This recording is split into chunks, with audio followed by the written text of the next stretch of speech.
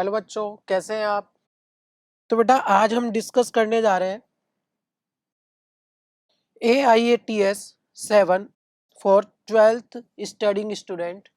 Booklet code A है जिसमें chemistry का पोर्शन मैं आपसे डिस्कस करूंगा, जिसके टॉपिक है बेटा redox reaction, hydrogen, S block और पी ब्लॉक एलिमेंट में से बच्चे ग्रुप नंबर 13 एंड 14।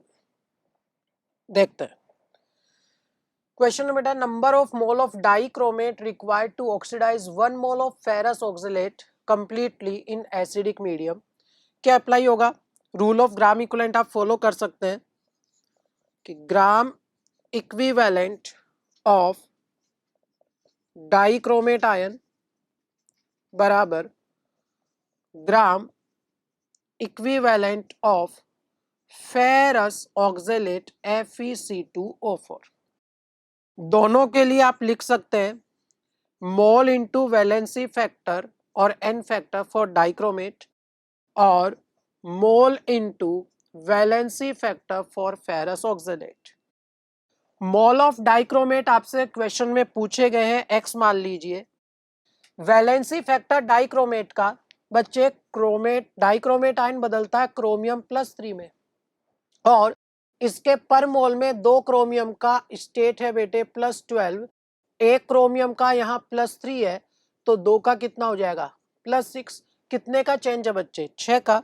तो यहाँ इसका वैलेंसी फैक्टर है 6 बेटा। फेरस ऑक्सलेट का 1 मोल दिया हुआ है और फेरस ऑक्सलेट का वैलेंसी फैक्टर कितना है 3। समझिए कैसे, FeC2O4 ये कन्वर्ट होगा Fe3+ में और CO2 में। तो यहाँ आयरन बेटे +2 स्टेट से किस में कन्वर्ट हुआ? +3 में, विद ऑक्सीडेशन एक इंक्रीज होते हुए।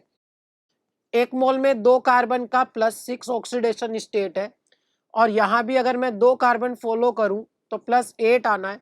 यहाँ भी ऑक्सीडेशन होते हुए 2 का चेंज है, क्योंकि दोनों में ऑक्सीडेशन हो रहा है, तो आप दोनों टोटल करके काम में ले सकते हैं 3, जो इसका वैलेंसी फैक्टर मिला।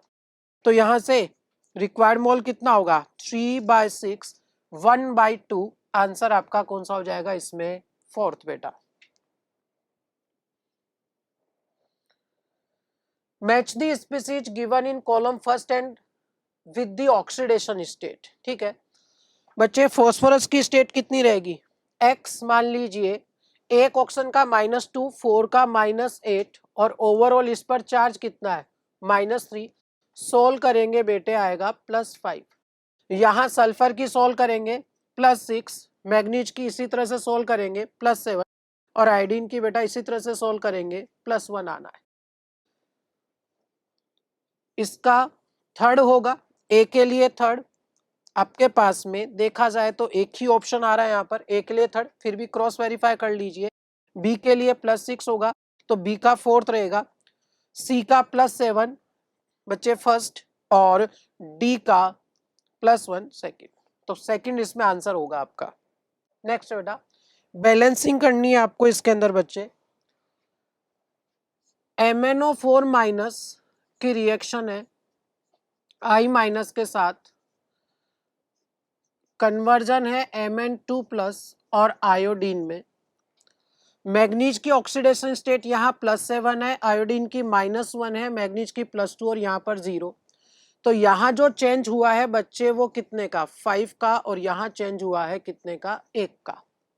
उसके बाद में आप क्या करेंगे बेटा, इसको क्रॉस मल्टीप्लाई करेंगे, यहाँ 1 से और यहाँ इसको 5 से। आगे क्या स्थिति है कि ऑक्सीजन हाइड्रोजन को छोड़कर बाकियों को बैलेंस किया जाएगा, फिर ऑक्सीजन बैलेंस करेंगे by the help of H2O, फिर हाइड्रोजन बैलेंस करेंगे by the help of H+, फिर चार्ज क्रॉस वेरीफाई आप कर सकते हैं। तो ध्यान देना, मैग्नीज का 1 है बेटा, यहाँ पर भी मैग्नीज का 1 ही लेना होगा। आयोडीन के यहाँ 5 मिले तो इसको आपको 5/2 से मल्टीप्लाई करना होगा ताकि 5 मिल जाए। ऑक्सीजन के इधर 4 है तो यहाँ आपको 4 H2O लिखने होंगे, और लेफ्ट में बेटा कितने H+ जोड़ने होंगे? 8 H+ आपको यहाँ पर लेफ्ट में जोड़ने होंगे।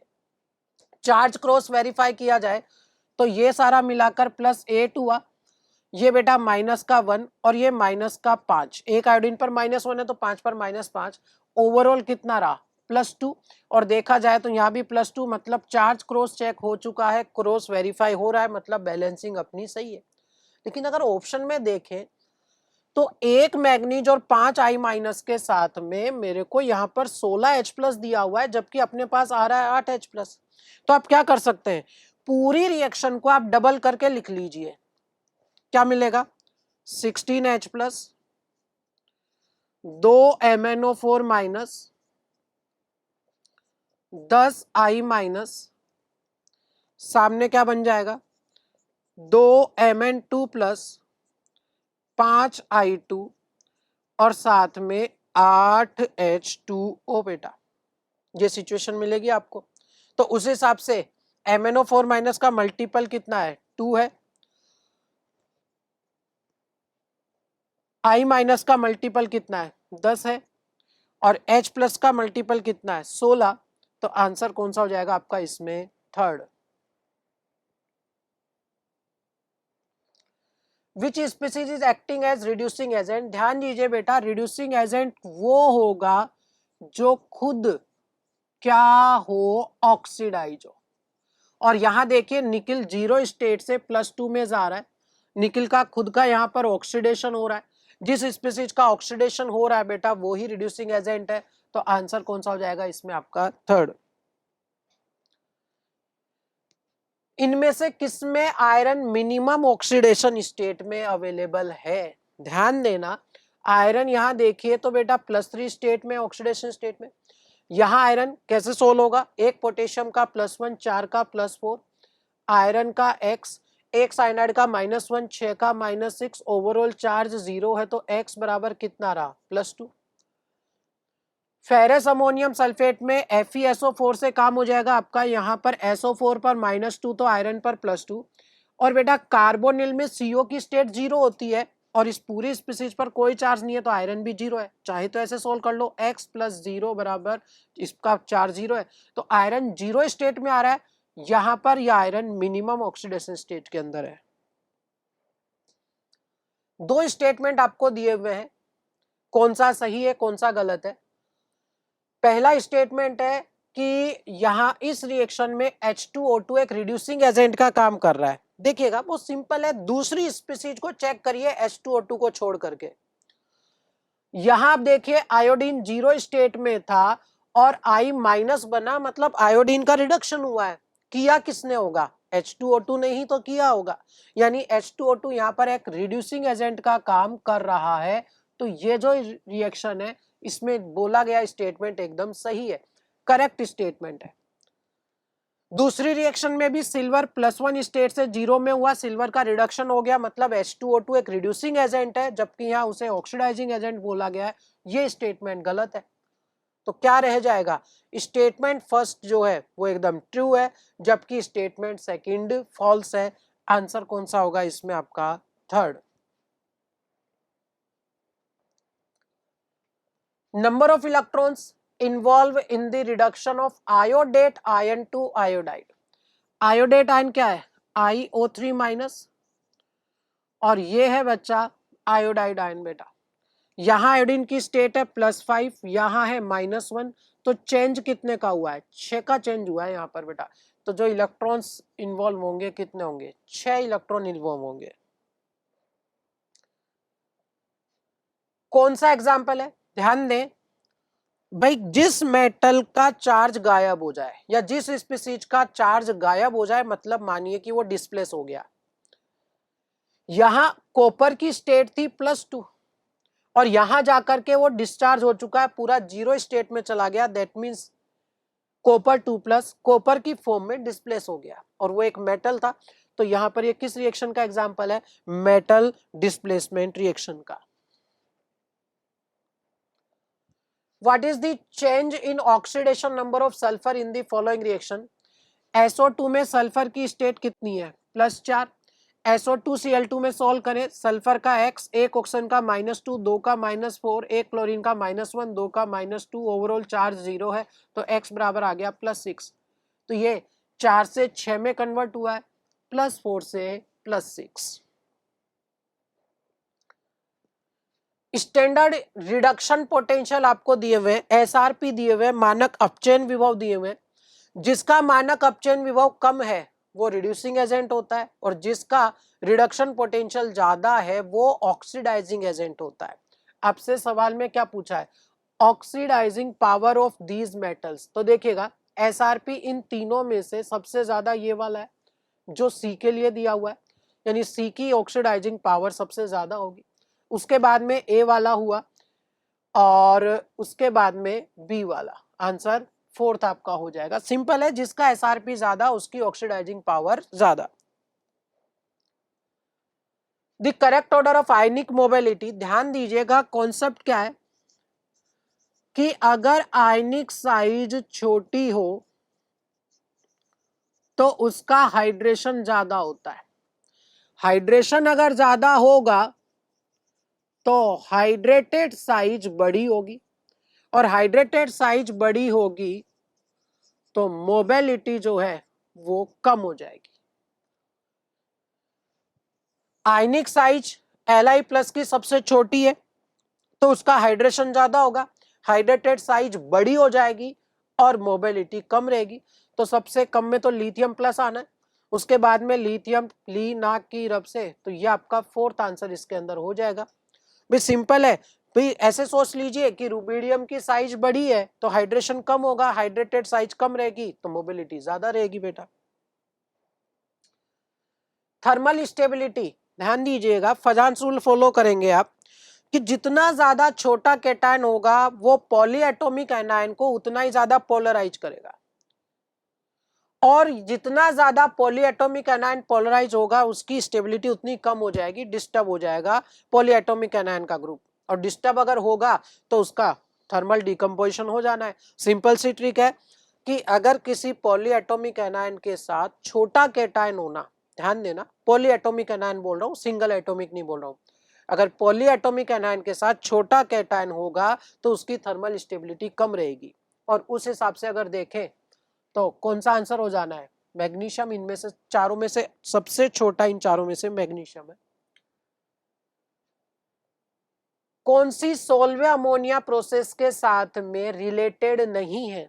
भाई सोल्वे अमोनिया प्रोसेस में होना क्या है, पहला स्टेप तो यही है, अमोनिया H2CO2 के साथ में अमोनियम कार्बोनेट बनता है, फिर एक्सेस ऑफ CO2 लेकर के आप अमोनियम बाइकार्बोनेट बना लेते हो, फिर अमोनियम बाइकार्बोनेट NaCl के साथ रिएक्शन करके बेटा सोडियम बाइकार्बोनेट बनाता है। जब सोडियम बाइकार्बोनेट को गर्म किया जाता है तो वो कन्वर्ट हो जाता है सोडियम कार्बोनेट में, टूट जाता है। यही तो पूरा प्रोसेस होना है। तो कुल मिलाकर के ये तीनों रिएक्शन इन्वॉल्व आपको दिखाई दे रही है, सेकेंड रिएक्शन का इन्वॉल्वमेंट सोल्वे अमोनिया प्रोसेस में नहीं होता। फिर से दो स्टेटमेंट है, बेरिलियम शोज डायगोनल रिलेशन, विकर्ण संबंध एल्यूमिनियम के साथ में। देखिएगा lithium beryllium boron carbon sodium magnesium aluminium silicon, तो लिथियम का मैग्नीशियम के साथ, बेरिलियम का एल्यूमिनियम के साथ और बोरोन का सिलिकॉन के साथ डायगोनल रिलेशन होता है। इनकी प्रॉपर्टी में सिमिलरिटी देखने को मिलती है। पहला स्टेटमेंट सही है। कारण दिया, अच्छा स्टेटमेंट सेकंड बोला गया है। सेकंड स्टेटमेंट क्या कहा गया है कि बेरिलियम की हाई आयनाइजेशन एनर्जी होने के कारण उसमें से इलेक्ट्रॉन निकालने के लिए एनर्जी ज्यादा चाहिए। सही बात है भाई। अगर आप बात करें सेकंड ग्रुप की ओवरऑल, बेटा मांगे कार स्कूटर, ठीक है, ये ट्रिक है। अब ऊपर से नीचे जाने पर टॉप टू बॉटम साइज बढ़ेगी, साइज बढ़ने पर आयनाइजेशन एनर्जी कम होती है। तो इनमें से सबसे ज्यादा आयनाइजेशन एनर्जी किसकी है, बेरिलियम की। और आयनाइजेशन एनर्जी अगर ज्यादा होगी तो इलेक्ट्रॉन का एक्साइटेशन जो है वो इतना आसानी से इसमें नहीं होगा। तो यहां पर ये स्टेटमेंट भी सही है। कुल मिलाकर के दोनों ही स्टेटमेंट यदि सही है तो कौन सा चला जाएगा बेटा, both statement first and second are true. Next, which among the following compound is commercially prepared by electrolysis of sodium chloride in Kastner-Kellner cell। Castner Kellner cell में NaCl aqueous solution brine solution लिया जाता है, ध्यान दें mercury cathode की presence में आपके पास available क्या है, Na+Cl- और H2O। ये कहां चले जाएंगे, कैथोड पर, और ये कहां चले जाएंगे, एनोड पर। एनोड पर Cl- ऑक्सीडाइज होकर Cl2 प्रोड्यूस करेगा। कैथोड पर due to presence of mercury cathode, mercury cathode की प्रेजेंस की वजह से, ध्यान देना अगर मरकरी कैथोड ना हो, प्लेटिनम कैथोड हो, तो H2O डिस्चार्ज होता है, H2O रिड्यूस होता है कैथोड पर Na+ के साथ में। लेकिन अगर मरकरी कैथोड है तो डिस्चार्ज कौन होगा, Na+ डिस्चार्ज होगा इलेक्ट्रॉन लेकर के, सोडियम मिलेगा, लेकिन रिएक्शन यहीं खत्म नहीं होती, क्योंकि मरकरी साथ में प्रेजेंट था तो वो सोडियम के साथ मिलकर सोडियम अमलगम बनाता है। फिर सोडियम अमलगम, जहां पर सोडियम की स्टेट भी 0 ही है, वो H2O से रिएक्ट करके NaOH बनाता है और साथ में H2 गैस रिलीज करता है और साथ में Hg फ्री हो जाता है। मुद्दा यह है कि कहीं ना कहीं फाइनली प्रिपरेशन किसकी होती है, NaOH की, और इसको इसीलिए कास्टिक सोडा कहा जाता है, क्योंकि कास्टनर केल्नर सेल से बन रहा है। तो ये वास्तव में कमर्शियल प्रिपरेशन ऑफ NaOH का है। Which statement is incorrect when sodium is dissolved in liquid ammonia?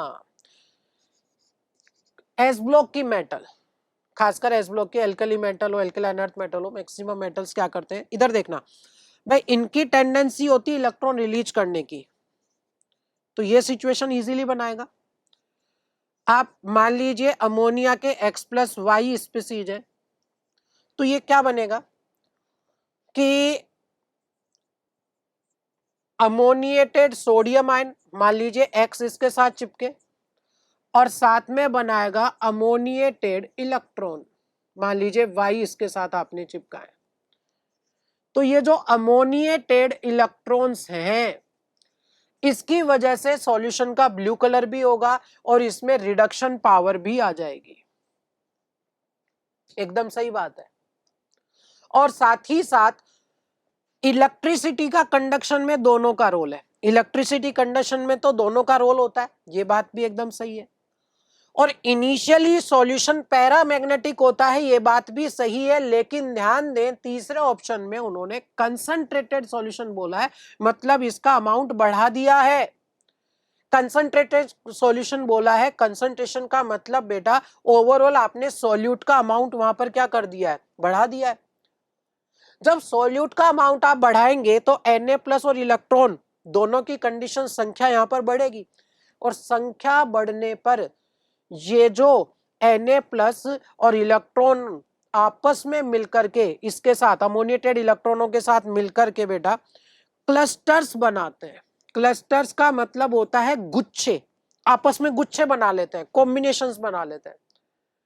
Clusters बनाने की वजह से आपको ये अमोनिएटेड इलेक्ट्रॉन फ्री स्टेट में नहीं मिल पाएंगे, पेयरिंग कंडीशन में चले जाएंगे, और कहीं ना कहीं वो पैरामैग्नेटिक से डायामैग्नेटिक की तरफ मूव कर जाएगा, इसलिए ये तीसरा ऑप्शन गलत है। ध्यान दें जब सॉल्यूशन बनता है तो नेचर पैरामैग्नेटिक होती है, लेकिन अगर आपने कंसंट्रेशन बढ़ा दी है तो कंसंट्रेशन बढ़ाने पर ये सारा चेंज इसमें देखने को मिलेगा। Which among the following metal impart Apple green colour, ध्यान दीजिएगा, लिथियम तो लेके आता है क्रिम्सन रेड कलर, सोडियम लेके आता है गोल्डन येलो कलर, मैग्नीशियम में तो कलर आ ही नहीं पाता अच्छे से बेटा, बेरिलियम मैग्नीशियम के आयनाइजेशन एनर्जी ज्यादा होने के कारण, और बेरियम जो है वो एप्पल ग्रीन कलर इसमें देगा। एप्पल ग्रीन कलर किसका होगा, बेरियम का, बेरियम का बच्चे। ब्लीचिंग पाउडर कौन सी रिएक्शन से बनेगा, भाई कैल्शियम हाइड्रोक्साइड की Cl2 से रिएक्शन करवा दीजिए तो CaOCl2 आपको एज ए ब्लीचिंग पाउडर मिलेगा। एग्जैक्ट क्या सिचुएशन है उसकी, कैल्शियम 2+, एक हाइपोक्लोराइट आयन और एक क्लोराइड आयन, इनके बीच में आयनिक इंटरेक्शन आपकी ये यहाँ पर प्रेजेंट है, ये ब्लीचिंग पाउडर होता है। सेकेंड वाली रिएक्शन से ब्लीचिंग पाउडर प्रोड्यूस हो पाएगा। Correct order of solubility of the following sulphate, ध्यान दीजिएगा एल्केलाइन अर्थ मेटल के सल्फेट्स में जो सॉल्युबिलिटी डिसाइड होती है वो ड्यू टू हाइड्रेशन एनर्जी होती है, और टॉप टू बॉटम जाने के साथ में आयन की साइज बढ़ेगी। अगर आयन की साइज बढ़ेगी तो हाइड्रेशन कम होगा, और हाइड्रेशन कम होने के साथ में सॉल्युबिलिटी भी कम होती चली जाएगी। तो इनमें से सबसे ज्यादा सॉल्युबल गिवन में से मैग्नीशियम होगा, फिर कैल्शियम वाला और फिर बेरियम वाला। आंसर हो जाएगा सेकंड। पॉलीमेरिक सिचुएशन में और कोवेलेंट नेचर में वो जाएगा, फजांशुल अप्लाई कर दीजिए। छोटा कैटायन बड़े एनायन का पोलराइजेशन ज्यादा करता है, पोलराइजेशन ज्यादा करेगा तो कोवेलेंट करैक्टर भी ज्यादा इंट्रोड्यूस होंगे। तो इनमें से सबसे छोटा कैटायन वाला केस बेरिलियम हाइड्राइड वाला आ जाएगा। Which among the following alkali metal has least density? ध्यान दें भाई, डेंसिटी का फॉर्मूला क्या है? Mass upon volume.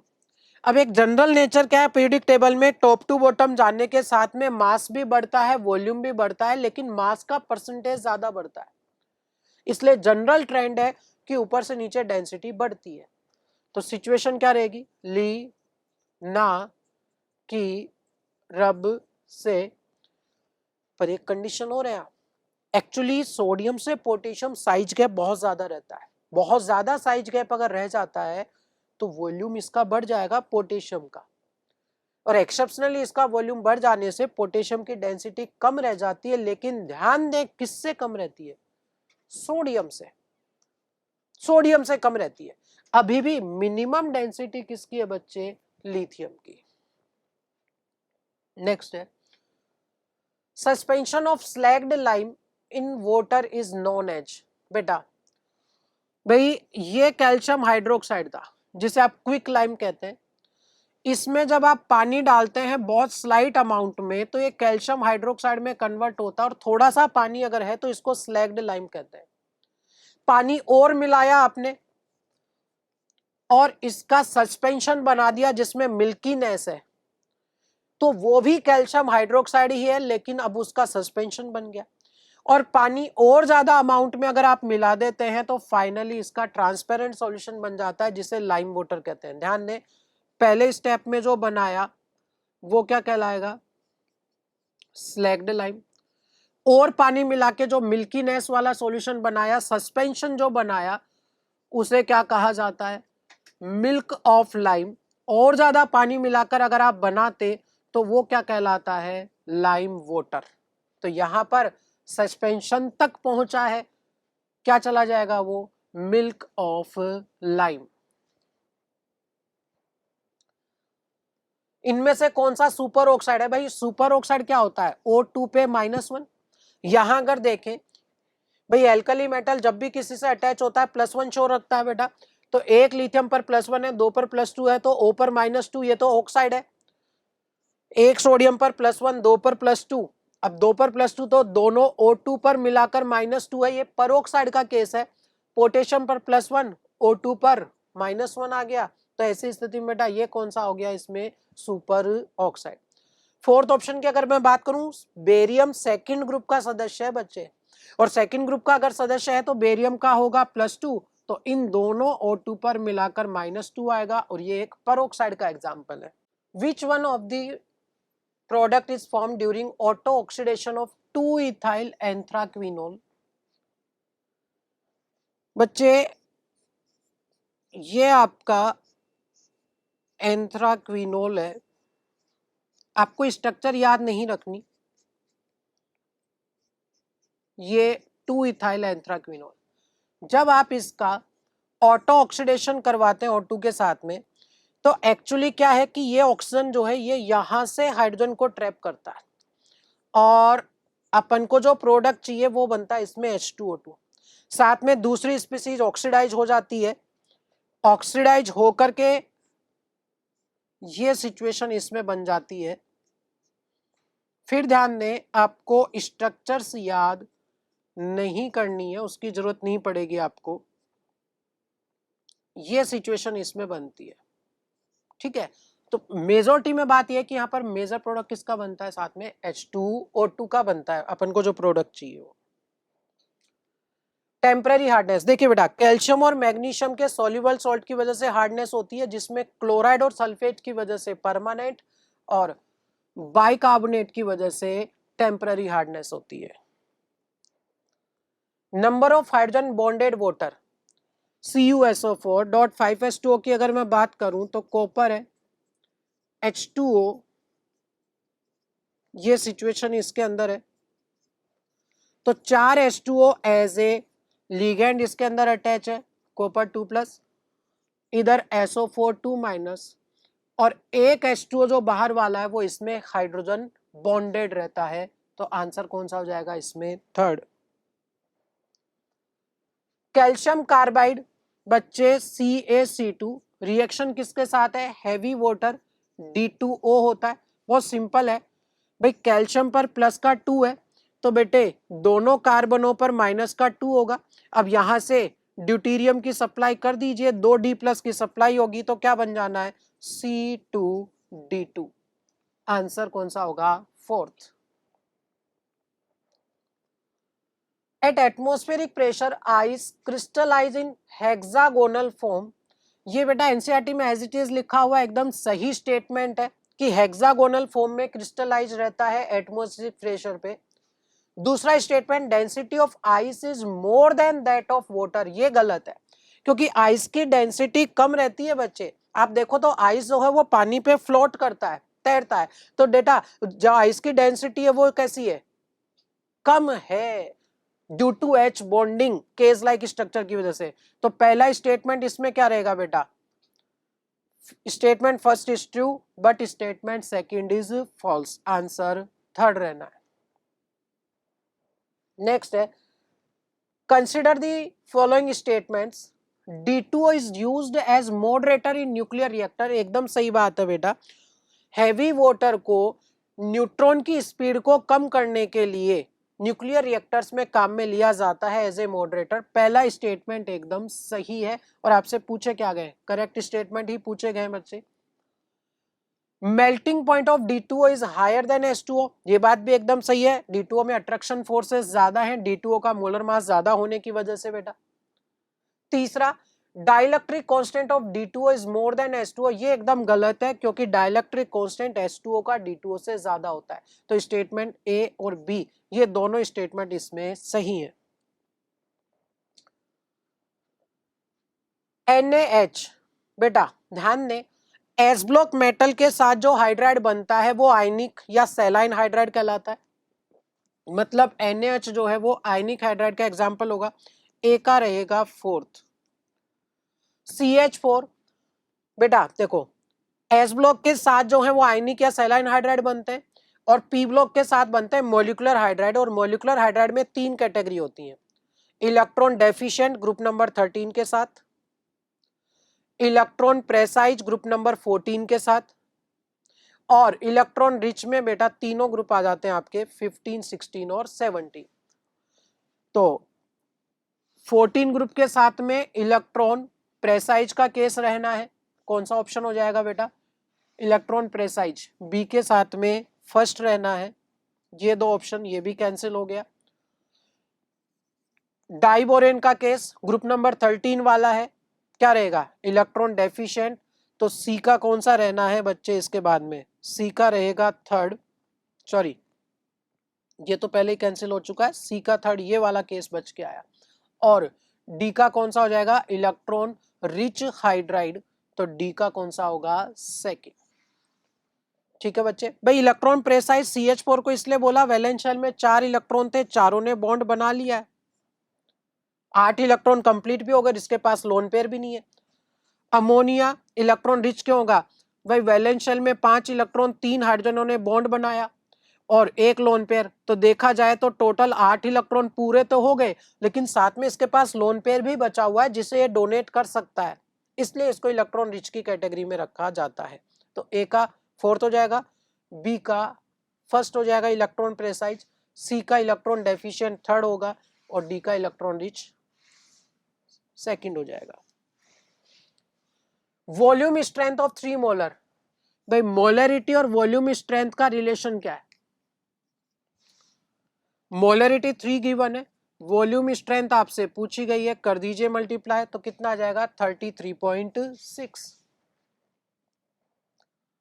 Product obtain upon electrolysis of acidified water. बेटा अगर H2O का आप इलेक्ट्रोलाइसिस करवा रहे हैं तो H2 और O2 मिलना है, ये कहाँ मिलेगा? कैथोड पर रिडक्शन होकर के, और ये कहाँ मिलेगा? एनोड पर by the process of oxidation. तो क्या मिलेगा आपको? H2 and O2। Hydrated sodium alumino silicate. बेटा जो SiO2 है, 3 डायमेंशनल सिलिकेट है, उसमें से कुछ सिलिकॉन रिप्लेस होकर एल्यूमिनियम आना है और उन्हें बैलेंस करने के लिए सोडियम आना है।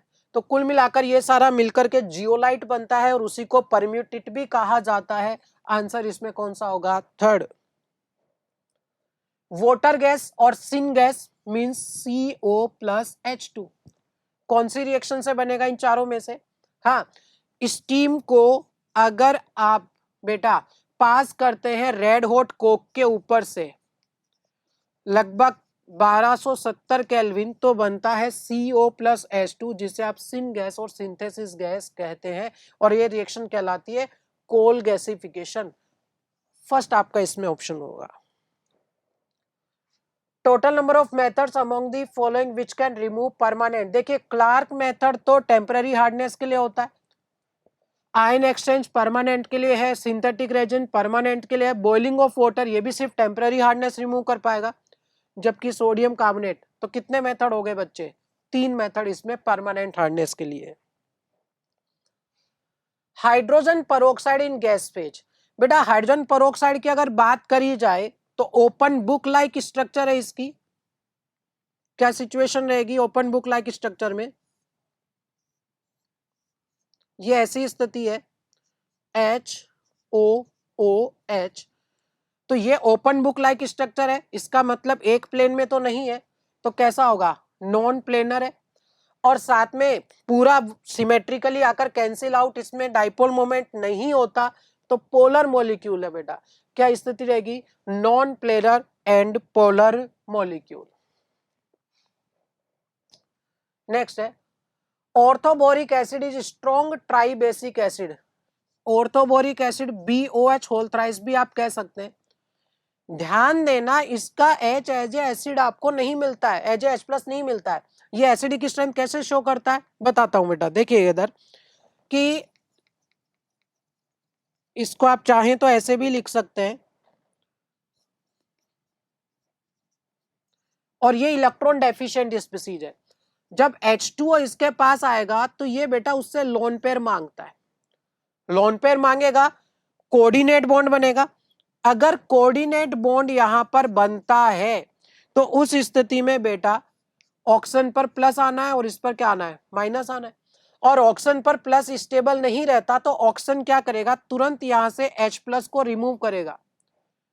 ऐसी स्थिति में क्या रहेगा? देखते रहिएगा भाई, 3 तो पहले थे, यहां से H+ रिमूव हो गया H2O में से, तो बेटा जो OH बचा हुआ है वो इसी से जुड़ा हुआ रह गया, तो आपको मिलेगा BOH का होल 4- और साथ में मिलेगा H+। यानी ये एक H+ वो भी खुद नहीं देता, वोटर से दिलवाता है, और एक H+ दे रहा है, तो ट्राई बेसिक तो नहीं होगा। पहला स्टेटमेंट एकदम गलत है। Next, hybridisation of boron in orthoboric acid. बच्चे भाई बोरोन के वैलेंस शेल में 3 इलेक्ट्रॉन होते हैं और तीनों ने OH से एक एक बॉन्ड बना लिया, साथ में इसमें स्लाइट बैक बॉन्डिंग भी देखी जाती है। मुद्दा यह है कि बेटा अभी भी सिग्मा बॉन्ड तो 3 ही है, तो क्या रहेगा?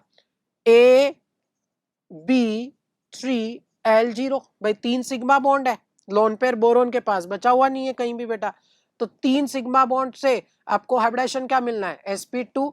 मतलब ये स्टेटमेंट एकदम सही है। तो देखें वो ऑप्शन जहां पर पहला स्टेटमेंट गलत है और दूसरा ऑप्शन सही है, कौन सा हो जाएगा? फोर्थ ऑप्शन है, statement first is false but statement second is true.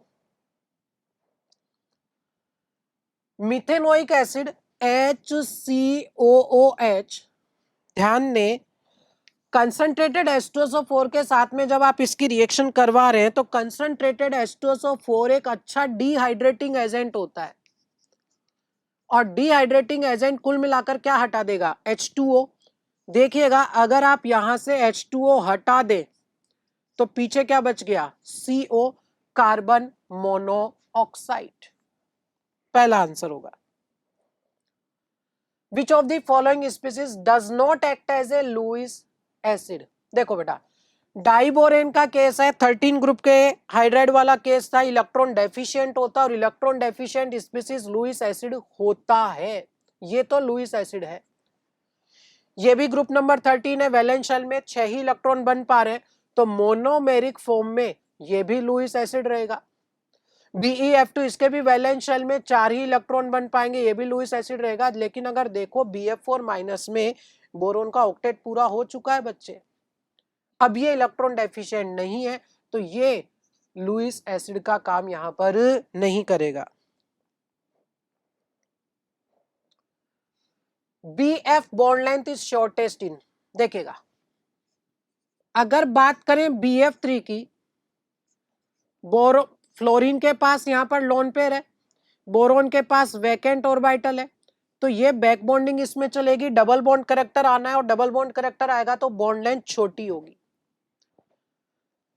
बचे हुए दो ऑप्शन में क्या है कि बोरोन की ऑलरेडी 4 वैलेंसी पूरी हो चुकी है। भाई सिंपल सा सोचने का तरीका है, बोरोन सेकंड पीरियड का मेंबर है, टोटल उसके पास वैलेंस शेल में 4 ऑर्बिटल अवेलेबल है, और यहां चारों भरे जा चुके हैं। जब चारों ही ऑर्बिटल उसके भरे जा चुके वैलेंस शेल के, तो बैक बॉन्डिंग नहीं होगी, और बैक बॉन्डिंग नहीं होगी तो डबल बॉन्ड करेक्टर भी नहीं आएगा, और बॉन्ड लेंथ बड़ी रहेगी। तो स्मॉलेस्ट वाला केस जो है वो कौन सा होगा? BF3। Which among the following compound is most difficult? किसका जल अपघटन सबसे मुश्किल से होगा? कार्बन वही सेकंड पीरियड का सदस्य है, उसके पास में वैलेंस शेल में 4 आपके पास ऑर्बिटल होते हैं, और चारों भरे हुए हैं, उसके पास वैकेंट ऑर्बिटल है ही नहीं। तो H2O अटैक करेगा कैसे इसके ऊपर? बताइए। ये H2O अटैक कर ही नहीं पाएगा इसके ऊपर, क्योंकि वैकेंट ऑर्बिटल नहीं है। तो नॉर्मल कंडीशंस में CCl4 का हाइड्रोलाइसिस नहीं होगा।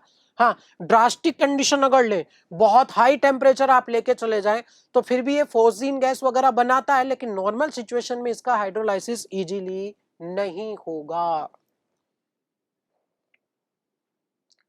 Number of oxygen atom shared per tetrahedral unit in cyclic silicate. देखिएगा ये है बच्चे ऑर्थोसिलिकेट। अगर इसमें एक ऑक्सीजन शेयर करता है तो बनता है पायरोसिलिकेट। अगर 2 ऑक्सीजन शेयर करें तो बेटा 2 चीजें बन सकती हैं, एक तो इनफाइनाइट चेन बोल सकते हो आप, और साथ में कह सकते हो बेटा साइकिल। भाई जब साइकिल बनाओगे, साइक्लिक स्ट्रक्चर बनाओगे, तब भी तो 2 की ही शेयरिंग करेगा ना एक बार में बेटा। तो वास्तव में साइक्लिक बनाने में कितने ऑक्सीजन शेयर करेंगे? एक और एक 2 ऑक्सीजन इसमें शेयर करेंगे।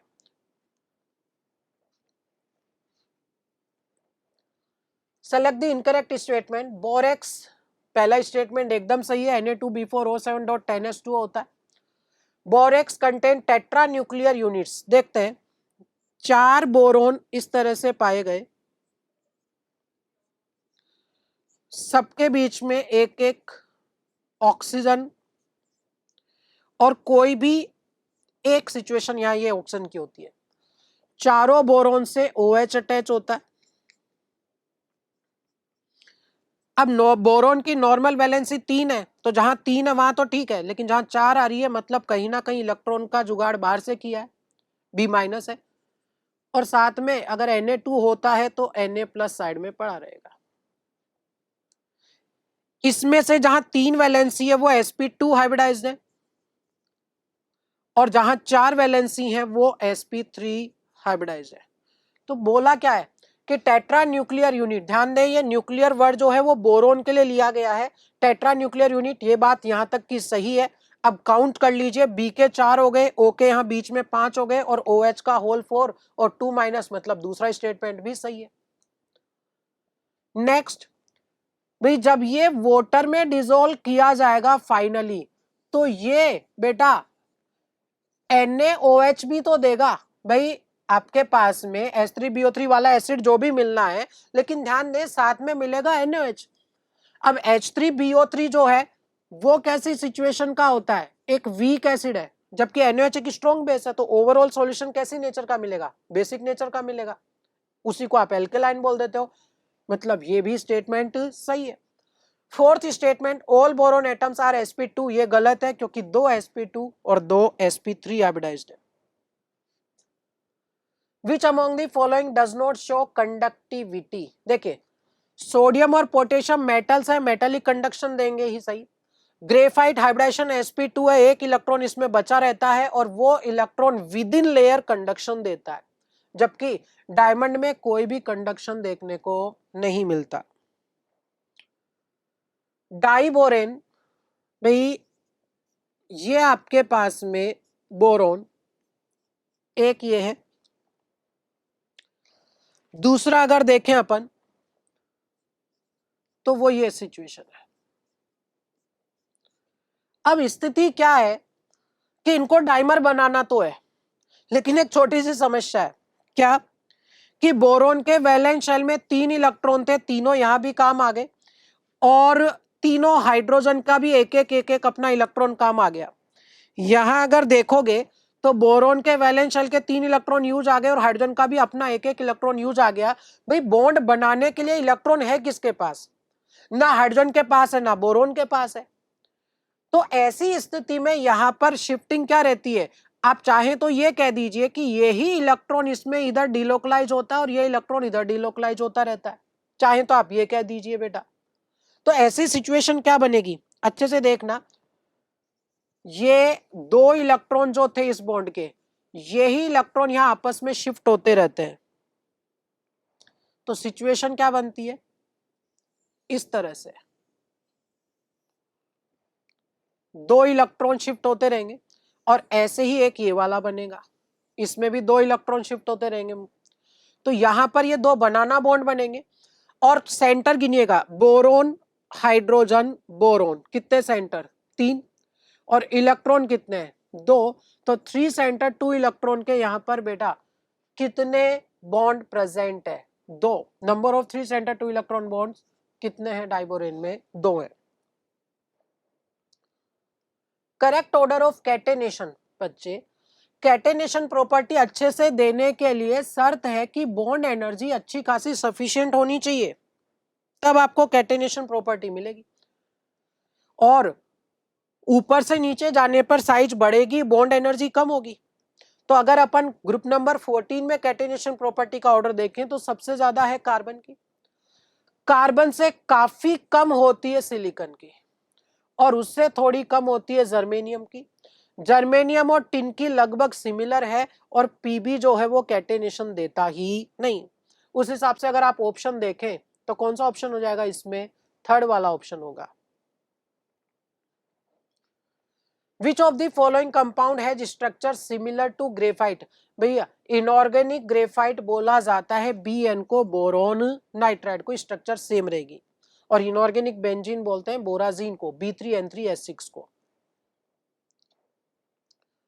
Which of the following is incorrect statement? AlCl3 is electron deficient, हाँ मोनोमेरिक सिचुएशन में वैलेंस शेल में 6 ही तो इलेक्ट्रॉन है, डेफिशिएंट रहेगा। डाइमर बना के स्टेबिलिटी गेन करेगा, कैसे देखिएगा, ये AlCl3 का एक मॉलिक्यूल, इधर ये दूसरा, इसके पास इलेक्ट्रॉनों की डेफिशिएंसी थी, तो ये इधर ऐसे कोऑर्डिनेट बॉन्ड बना करके अपना डाइमर बना करके स्टेबिलिटी गेन करता है, ये बात भी एकदम सही है। Back bonding is present in AlCl3, ये बात एकदम गलत है, क्यों, क्योंकि बेटा AlCl3 में अगर देखा जाए तो दोनों ही बड़े साइज के एटम है। बैक बॉन्डिंग अच्छी तब होती है जब कम से कम कोई एक एटम तो सेकंड पीरियड का हो। थर्ड पीरियड और उससे बड़े वालों में समस्या यह है कि ऑर्बिटल की साइज इतनी बड़ी हो जाती है कि बॉन्डिंग अच्छे से नहीं हो पाती, और बॉन्डिंग अच्छे से नहीं होती तो ये बैक बॉन्डिंग नहीं देगा। Next, number of 3 centre 4 electron, ध्यान दीजिएगा यहां आपको और समझ में आएगी बात। सेंटर गिनो, 1 2 3, ये 3 सेंटर। अच्छा, इलेक्ट्रॉन इसमें भी है, और ध्यान देना यहां लोन पेयर क्लोरीन दे रहा है, इसके पास अवेलेबल है। हाइड्रोजन के पास नहीं थे डाइबोरेन में, यहां क्लोरीन के पास लोन पेयर है। तो ये देखिएगा 3 सेंटर और इलेक्ट्रॉन कितने बच्चे, 4। ऐसा ये ऊपर भी है और ऐसा ये नीचे भी है यहां पर। तो मुद्दा क्या है कि number of 3 centre for electron bonds in Al2Cl6R2, ये स्टेटमेंट सही है, जबकि इसने गलत पूछा। गलत में आंसर कौन सा हो जाएगा, थर्ड। कॉलम मैच करना है आपसे, एसिडिक बेसिक नेचर्स पूछी गई हैं भाई। मेटल्स के ऑक्साइड्स जो हैं वो जनरली नेचर में बेसिक होते हैं। एक्सेप्शन है वैसे Mn2O7 हो गया, CrO3 हो गया, V2O5 हो गया। ये मेटल के ऑक्साइड होते हुए भी नेचर में इनमें अच्छे खासे एसिडिक प्रॉपर्टीज देखने को मिलती हैं। नॉन मेटल के ऑक्साइड्स जो हैं वो नेचर में कैसे होते हैं बच्चों, एसिडिक होते हैं। लेकिन इनमें भी एक्सेप्शन है, CO, NO, N2O और H2O, ये 4 न्यूट्रल में चले जाते हैं। और एम्फोटेरिक की तो पूरी रेंज आपको याद होनी चाहिए, साथ में मैं ट्रिक बोल भी रहा हूं, जनाबे आली सबसे अच्छा पंजाबी सॉन्ग गाया करो। ठीक है, तो ये एम्फोटेरिक की रेंज आ जाती है। और वैसे V2O5 को लेकर एनसीईआरटी ने डी ब्लॉक में एक लाइन बोली है कि ये प्रिफरेंसली नेचर में एसिडिक है, लेकिन कभी कभी ये एम्फोटेरिक का भी काम कर सकता है। चलिए अपन सवाल सोल्व करते हैं। ये नॉन मेटल का ऑक्साइड है, तो नेचर में ये कैसा होगा, एसिडिक होगा। ये बेटा इंडियम वाला नेचर में कैसा होगा, बेसिक। CO आपको क्या बताया गया है, न्यूट्रल का केस है। और PbO2 कैसा होगा, एम्फोटेरिक। तो ए के साथ में कौन सा ऑप्शन मैच करेगा, 2 ऑप्शन है। आगे बढ़िएगा, फिर सेकंड के साथ में क्या रहना है, ए। अच्छा, दोनों ऑप्शन में वही दिया हुआ है। तीसरा CO न्यूट्रल, तो ये डी वाला केस आना है। ठीक है, तो ऑप्शन आपका वही फोर्थ ही होना है बेटा। फर्स्ट आपका हो गया नेचर में एसिडिक, सेकंड हो गया नेचर में बेसिक, CO हो गया नेचर में न्यूट्रल, जबकि PbO2 नेचर में एम्फोटेरिक। तो ये था बेटा AITS का डिस्कशन। उम्मीद है आपको समझ में आया होगा। Thank you.